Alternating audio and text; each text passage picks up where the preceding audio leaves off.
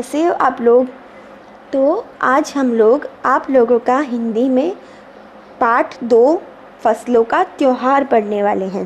तो फसलों का त्यौहार क्या होते हैं वो हम लोग ये पाठ में देखेंगे। ठीक है, चलो तो हम स्टार्ट करते हैं।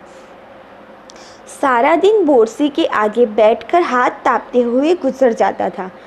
तो बोरसी क्या होती है? चूल्हा जिसे हम बोलते हैं, जो मतलब जिससे हमें गर्म भाप मिलती है, जो एक भट्ठी भी होती है, भट्ठा भी कहते हैं हम जिसे हम लोग गर्म भाप ले सकते हैं, चूल्हा एक टाइप का। तो बहुत सर्दी होने की वजह से पूरा दिन क्या होता था, पूरा दिन बोरसी के आगे बैठने में ही निकल जाता था। तो जो फसलों के त्यौहार आते हैं वो सर्दियों में ही आते हैं।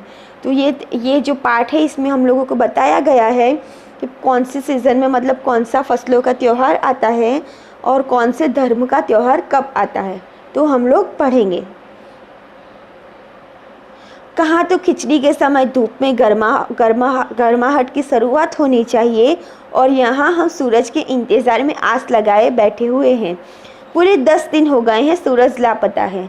आज सुबह तो रज़ाई से निकलने की हिम्मत ही नहीं हो रही थी। तो क्या हुआ बच्चों कि इतनी सर्दी है कि सब लोग मतलब बाहर, खिचड़ी यहाँ पे एक त्यौहार का नाम बताया गया है, मतलब जो हम खाने वाली जो अनाज होता है वो नहीं, यहाँ पे एक त्यौहार के तौर पर लिया गया है। तो क्या बोलते हैं लेखक कि खिचड़ी के समय में तो यहाँ पे मतलब थोड़ी धूप में गर्माहट शुरू हो जानी चाहिए, कि थोड़ी गर्मी पड़नी चाहिए। उसकी जगह पे इतनी सर्दी है कि हमें रज़ाई में से भी निकलने का मन नहीं कर रहा है ना। कभी कभी हम लोग यहाँ पे भी विंटर्स में कितनी सर्दी पड़ती है कि हम लोग अपने रूम में से भी हमें बाहर निकलना अच्छा नहीं लगता। तो ये लोग क्या बोलते हैं कि इतनी सर्दी है कि हम लोगों को रज़ाई में से बाहर निकलने का भी मन नहीं कर रहा है। और सब लोग सूरज की आस लगा के बैठे हैं कि मतलब कब सूरज बाहर आए और हम लोग बाहर जाके बैठें। बाहर देखने से तो समय का अंदाज़ा बिल्कुल नहीं हो रहा, लेकिन घर में हो रही चहल पहल से अब पता चल रहा है कि मतलब क्या बोलते हैं कि बाहर देखने से तो मतलब बाहर ऐसा होता है ना कि ज़्यादा ठंड होती है तो बाहर धुंध हो जाती है और बिल्कुल कोहरा जम जाता है, तो हम लोगों को बाहर क्या हो रहा है कुछ पता नहीं चलता। लेकिन मतलब घर में सब लोग सुबह में उठ गए होंगे तो चहल पहल होगी, आप लोग सब आपस में बातें कर रहे होंगे, तो उससे पता चल रहा था कि मतलब सुबह हो गई है। रह रहकर कानों में कभी चांपाकल के चलने और पानी के गिरने की आवाज़ तो कभी किसी के हाँक लगाने की आवाज़ आ रही थी। जा भाग के देख केरे का पत्ता आयल की ना।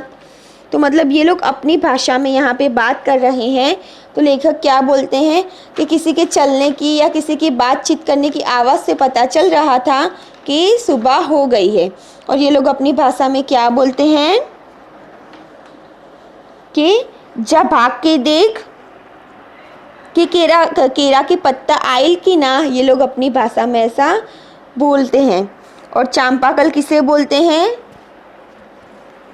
देखो यहाँ पे एक वर्ड आया है आप लोगों का चांपाकल। इसका मतलब होता है हैंड पंप। जो हम हाथ से वो पंप करते हैं ना पानी लेने के लिए, हैंड पंप होता है, उसे हम चांपाकल कहते हैं।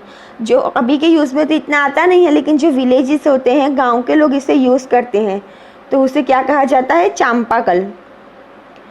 आज ये लोग की उठे कि नहीं खे, बोल जल्दी तैयार हो कस, अब तो उठने में ही भलाई है।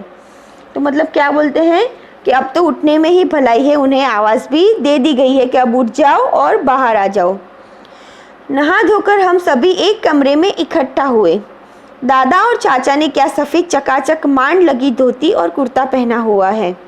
तो सब लोग नहा धोकर बाहर आ गए और जो लेखक के दादा और चाचा थे उन्होंने क्या पहना हुआ है?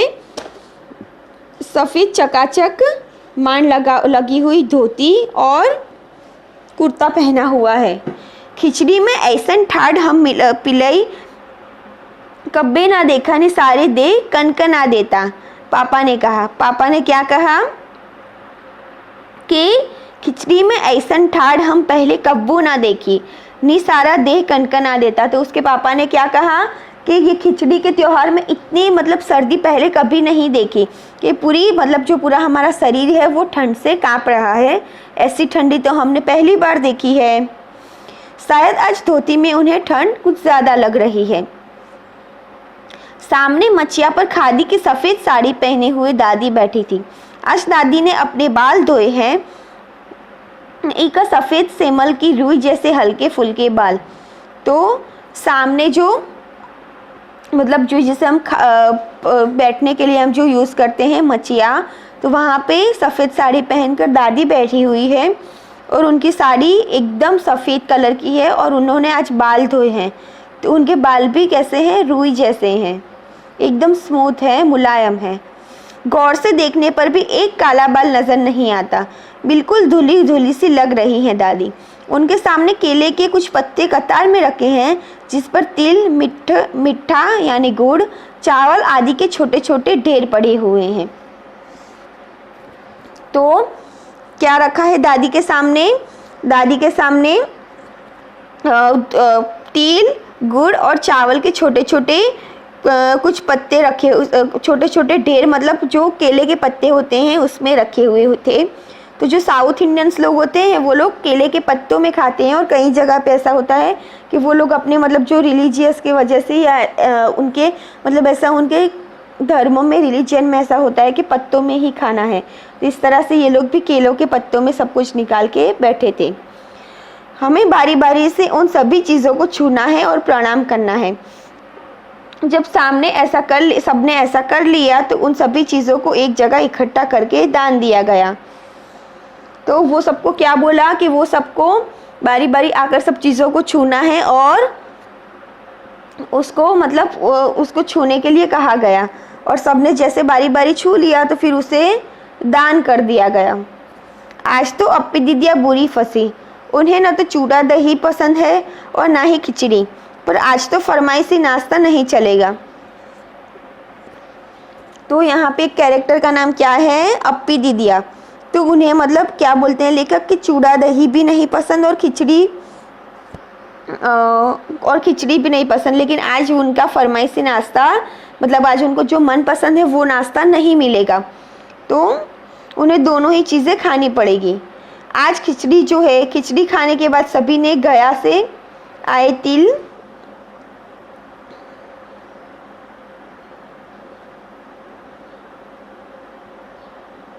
गुड़ और चीनी के तिलकुट को बड़े चाव से खाया। तो ये लोगों का ये फेस्टिवल में शुभ माना जाता होगा, तो इसलिए सबने क्या खाया? गुड़ और चीनी के तिलकुट को बने तिलकुट खाए। खाते खाते मैं सोच रही थी कि कितनी अलग है ना ये खिचड़ी जो अभी हम मना रहे हैं। तो मतलब जो लेखिका है वो क्या बोलती है कि ये जो फेस्टिवल है खिचड़ी वो कितना अलग है ना जो हम सब मना रहे हैं। फिर क्या बोलती है? स्कूल में हम जो खिचड़ी मनाते थे उसकी अलग ही मस्ती हुआ करती थी। छुट्टी का दिन नाव में बैठकर गंगा नदी की सैर और फिर टापू पर बालू में दौड़ते हुए पतंग उड़ाना या उड़ाने की कोशिश करना। तो जैसे कि हम लोग भी कोई भी फेस्टिवल होता है तो हम लोग भी कितने अच्छे, हम लोगों को पहले से कितनी एक्साइटमेंट होती है ना, कि आज हम ये करेंगे वो करेंगे, कितने एक्साइटेड होते हैं हम पहले से। तो वैसे ही लेखिका क्या बोलती है कि पहले तो हम लोग कितनी स्कूल में जब थे तो कितनी मस्ती किया करते थे, सब पतंगे उड़ाते थे या पतंग उड़ाने की कोशिश किया करते थे,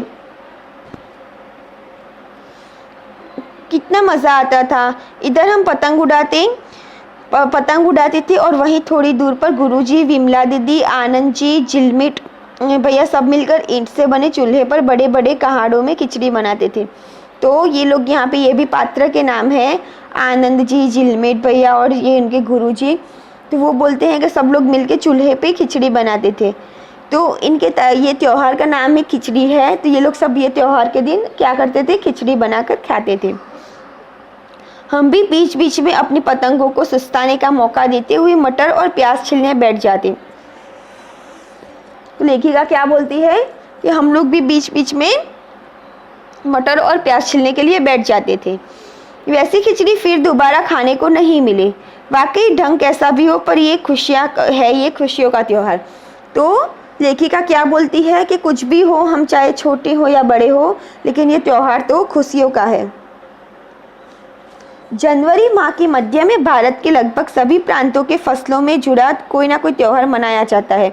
कोई फसलों के त्यौहार हो जाने पर खुशी बांटते हैं, तो कुछ लोग इसी उम्मीद में खुश होते हैं कि अब पाला कम होगा, सूरज की गर्मी बढ़ने से खेतों में खड़ी फसल तेजी से बढ़ेगी।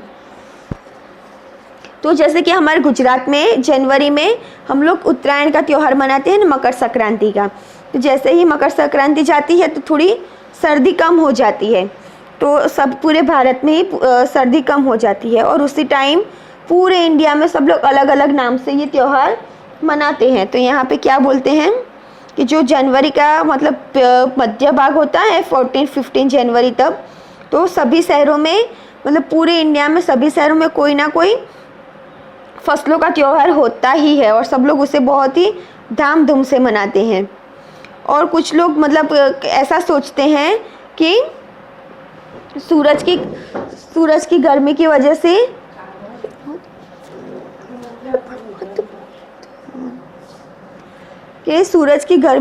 से अब लोग फसल अच्छे से हो पाएगी, और कुछ लोग ऐसा सोचते हैं और ये उम्मीद लगाकर खुश होते हैं कि फसल अच्छे से होगी और खेत में तेजी बढ़ेगी। सभी प्रांतों और इलाकों का अपना रंग और अपना ढंग नज़र आता है। इस दिन सब लोग अच्छी पैदावार की उम्मीद और फसलों के घर में आने की खुशी का इंतज़ार करते हैं। तो सब लोग क्या होते हैं, मतलब बहुत खुश होते हैं कि अब क्या होगा, अच्छे से सबकी खेती होगी और फसल अच्छे से उगेगी।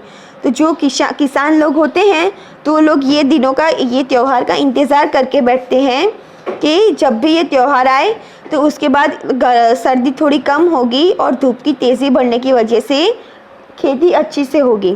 तो इसलिए सब लोग बहुत ही खुश होते हैं और इसका इंतज़ार करते हैं। उत्तर प्रदेश, बिहार, मध्य प्रदेश में मकर संक्रांति या तिल संक्रांत, असम में बिहू, केरल में ओणम, तमिलनाडु में पोंगल, पंजाब में लोहड़ी, झारखंड में सरहुल, गुजरात में पतंग का पर्व सभी खेती और फसलों से जुड़े त्यौहार हैं। तो सभी शहरों में अलग अलग यहाँ पे फसलों का त्यौहार कहा गया है। तो यहाँ पे देखो नाम भी दिए गए हैं, और इसके फसलों के त्योहारों के नाम क्या क्या हैं। उत्तर प्रदेश, बिहार, मध्य प्रदेश में इसे मकर संक्रांति या तिल संक्रांत कहा जाता है। असम में बिहू कहा जाता है, केरल में ओणम कहा जाता है, तमिलनाडु में पोंगल कहा जाता है, पंजाब में लोहड़ी, झारखंड में सरहुल, गुजरात में पतंग का पर्व कहलाया जाता है। तो पतंग का पर्व मतलब हम जो उत्तरायण मनाते हैं ना, मकर संक्रांति, हम लोग भी क्या करते हैं, सुबह से सब लोग छत पे चढ़ जाते हैं, फिर सब लोग पतंग उड़ाते हैं। हम जो तिल के बने लड्डू होते हैं वो खाते हैं। सब सुबह से कितने खुश होते हैं। तो इसी तरह से पतंग पर्व का अलग अलग नामों से हर जगह पे इसके अलग अलग नाम दिए गए हैं और उसको अलग अलग ढंग से मनाया जाता है। तो ये तो अभी पॉसिबल नहीं है कि मैं आपको मतलब लाइव दिखा सकूं, लेकिन जब भी आप स्कूल में आओगे तो तब मैं आप लोगों को ये हमारे स्कूल में इसका हम लोग सेलिब्रेट भी करेंगे, और मैं आपको लाइव दिखाऊंगी भी कि ये लोग किस तरह से कौन सा त्यौहार सेलिब्रेट करते हैं। झारखंड में सरहुल बड़े जोशो खरोश के साथ मनाया जाता है। 4 दिनों तक इसका जश्न चलता रहता है। जैसे कि यहाँ गुजरात में आप लोगों को सबको पता ही होगा, गुजरात से है सब लोग, तो कि उत्तरायण होती है तो सब लोग कितने पूरा पहले से 1 वीक से एक्साइटेड होते हैं और कितना सब लोग पतंगे उड़ाते हैं और कितने अच्छे से एंजॉय करते हैं। वैसे ही झारखंड में सरहुल सब लोग 4 दिनों तक अच्छे से बड़े जश्न के साथ सेलिब्रेट करते हैं। अलग अलग जनजातियाँ इसे अलग अलग समय से मनाती है। संथाल लोग फरवरी मार्च में, तो ओरांव लोग प्रकृति की पूजा करते हैं। सरहुल के दिन विशेष रूप से साल के पेड़ की पूजा की जाती है। यही समय है जब साल के पेड़ों में फूल आने लगते हैं और मौसम बहुत ही खुशनुमा हो जाता है। तो एक साल करके पेड़ होता है, सब लोग उसकी पूजा करते हैं और ये टाइम में उस पर बहुत सारे फूल भी आते हैं। तो लेखिका कहती है कि उसकी वजह से मौसम बहुत ही अच्छा हो जाता है। स्त्री पुरुष दोनों ही ढोल मंजीरे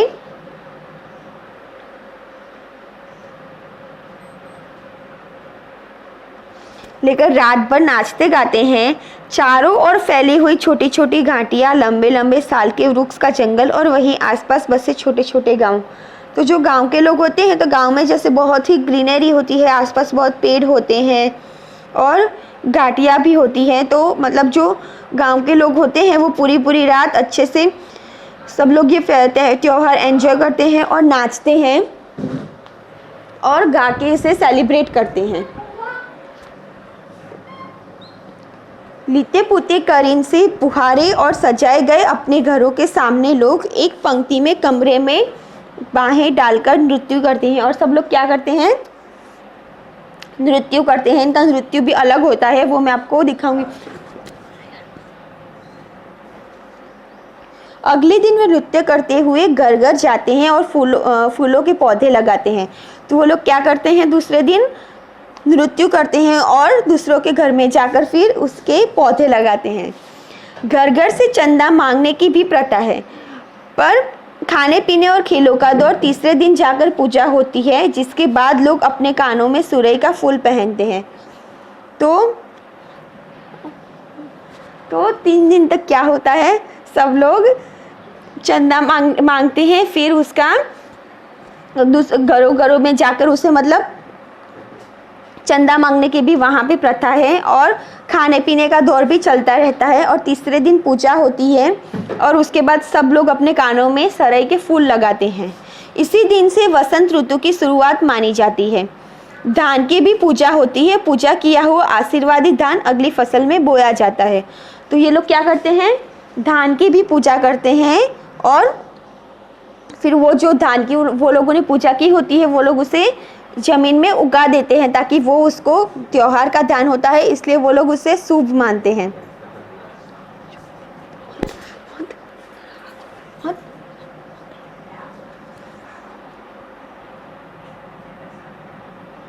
तमिलनाडु में मकर संक्रांति या फसलों से जुड़ा त्योहार पोंगल के रूप में मनाया जाता है। तो तमिलनाडु में लोग क्या मनाते हैं? इसे मकर संक्रांति को, जैसे हम गुजरात में मकर संक्रांति या उत्तरायण बोलते हैं, उसे तमिलनाडु में पोंगल कहा जाता है। इस दिन खरीफ की फसलें चावल, अरहर आदि कटकर घरों में पहुंचती है। लोग नए धान कूटकर चावल निकालते हैं। हर घर में मिट्टी का नया मटका लाया जाता है। ये लोग क्या करते हैं? हर घर में नया मतलब मिट्टी का जो मटका होता है वो लाते हैं और नए धान कूटकर उसके चावल भी निकालते हैं। हल्दी शुभ मानी जाती है, इसलिए साबुत हल्दी को मटके के मुंह के चारों ओर बांध देते हैं। और ये लोग हल्दी को शुभ मानते हैं, इसलिए हल्दी को मटके के चारों ओर बांध देते हैं। यह मटका 3 दिन में 10:30-12 बजे तक धूप में रखा जाता है। तो ये लोग क्या करते हैं? 3 दिन में 10:30 से 12 के बीच में जो तेज़ धूप होती है इसे तब बाहर मटके को रख देते हैं। ये लोगों की एक ये प्रथा होती है। जैसे ही दूध में उफान आता है और दूध चावल मटके के बाहर गिरने लगते हैं तो पोंगल पोंगल के स्वर सुनाई देते हैं। तो मतलब क्या होता है? जैसे ही ये लोग चावल और दूध को जैसे मटके में बांध देते हैं तो जैसे ही ये दोनों उभर कर बाहर आ जाते हैं, ये पूरी तरह से पक जाते हैं, तो ये लोग पोंगाला पोंगाला करके उसके मतलब गाना गाते हैं कि चलो अब खिचड़ी में उफान आ गया है, खिचड़ी पक गई है। दूसरी ओर गुजरात में पतंगों के बिना तो मकर संक्रांति का जश्न अधूरा ही माना जाएगा। तो आप सब लोगों को पता है कि मकर संक्रांति का गुजरात में कितना मतलब कितने अच्छे से सब सेलिब्रेट करते हैं और कितना लोग एक्साइटेड होते हैं, है ना? आप सब भी होते होंगे। तो यहाँ पे एक लेखिका क्या बोलती है कि गुजरात की तो बात ही मत पूछोगे, गुजरात में लोग कितना एक्साइटेड होते हैं ये दिन को लेकर। इस दिन आसपास की ओर यदि नज़र उठाएं तो शायद हर आकार और रंग रूप की पतंगे आकाश में लहराती हुई मिले। प्रत्येक गुजराती, चाहे वह किसी भी धर्म, जाति या आयु का हो, पतंग उड़ाता है। हजारों लाखों पतंगों से सूर्य भी ढकसा जाता है। तो क्या होता है ना, हम लोग आसमान में देखते हैं तो पूरा आसमान पतंगों से भर जाता है। तो लेखिका क्या बोलती है कि आसमान में इतनी पतंगे होती है कि मतलब हम लोगों को खाली आसमान ही नहीं देखने को मिलता, रंग बिरंगी पूरे आसमान पतंगों से भर जाता है।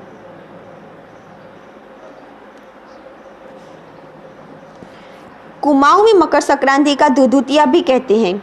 तो कुमाऊं में मकर संक्रांति को क्या कहते हैं? दुधुतिया। इस दिन आटे और गुड़ को गूंदकर पकवान बनाए जाते हैं।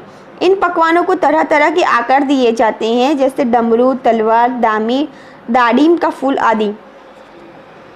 तो ये लोग क्या करते हैं, जो गुड़ के आटे और गूंद को मिलाकर क्या बनाते हैं, पकवान बनाते हैं और उसको अलग अलग मतलब शेप्स में उसको अलग अलग शेप्स में देते हैं। जैसे कि डमरू, तलवार, दाड़िम जैसे फूल का अलग अलग वो लोग शेप में उसे बनाते हैं।